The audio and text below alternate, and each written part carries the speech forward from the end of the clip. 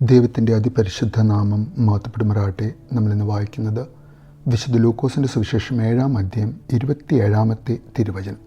ഇവനെ പറ്റിയാണ് ഇങ്ങനെ എഴുതിയിരിക്കുന്നത്: ഇതാ, നിനക്ക് മുമ്പേ എൻ്റെ ദൂതനെ ഞാൻ അയക്കുന്നു. അവൻ മുമ്പേ പോയി നിനക്ക് വഴിയൊരുക്കും. പരിശുദ്ധ തൃത്യേക ദൈവത്തിന് സ്തുതി.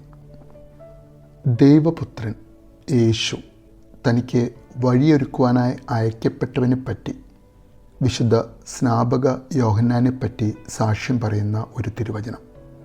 തൻ്റെ തന്നെ പ്രായമുള്ള, ഏകദേശം 30 വയസ്സ് മാത്രം പ്രായമുള്ള വിശുദ്ധ സ്നാപക യോഹന്നാനെ പറ്റി താൻ ഏകദേശം 400 വർഷങ്ങൾക്ക് മുൻപ് മാലാക്കി പ്രവാചകനിലൂടെ പ്രവചിച്ച ദൈവവചനം, യേശുവിൻ്റെ വചനം, കാരാഗൃഹത്തിൽ അടയ്ക്കപ്പെട്ടിരിക്കുന്ന വിശുദ്ധ യോഹന്നാനെ പറ്റിയാണ് എന്ന് അവിടെ കൂടി വന്ന ജനത്തോട് സംസാരിക്കുന്ന യേശു.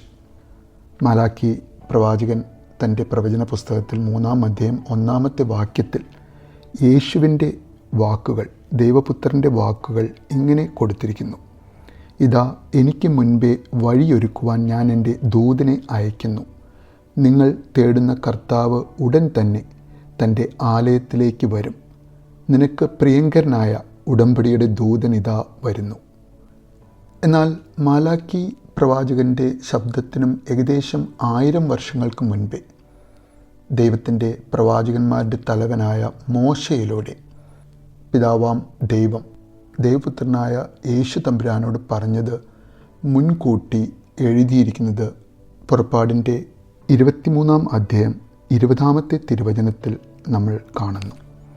അവിടെ ഇങ്ങനെ കൊടുത്തിരിക്കുന്നു: ഇതാ, ഒരു ദൂതനെ നിനക്ക് മുൻപേ ഞാൻ അയക്കുന്നു. അവൻ നിൻ്റെ വഴിയിൽ നിന്നെ കാത്തുകൊള്ളും. ഞാൻ ഒരുക്കിയിരിക്കുന്ന സ്ഥലത്തേക്ക് നിന്നെ കൊണ്ടുവരികയും ചെയ്യും എന്ന ആ പ്രവചന തിരുവചനം.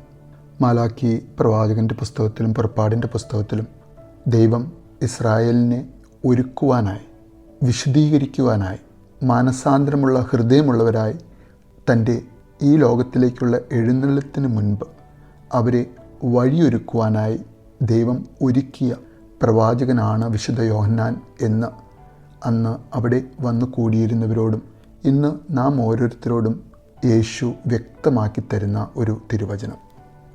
യഹൂദന്മാരുടെ ഹൃദയങ്ങളെ യോഹന്നാൻ ഒരുക്കിയ പോലെ നമ്മുടെ ഹൃദയങ്ങളെയും യേശുവിന് വന്ന് താമസിക്കാവുന്ന വിധത്തിൽ എന്നും അവനിലുള്ള ആശ്രയം, സ്നേഹം അത് നമ്മിൽ വറ്റാത്ത വിധത്തിൽ നമ്മുടെ ഹൃദയങ്ങളെ ഒരുക്കുവാൻ വിശുദ്ധ സ്നാപക യോഹന്നാൻ്റെ മധ്യസ്ഥത നമുക്ക് ഓരോരുത്തർക്കും മുഖാന്തരമാകട്ടെ എന്ന് പ്രാർത്ഥിക്കുന്നു. നല്ലൊരു ദിവസം നേരുന്നു.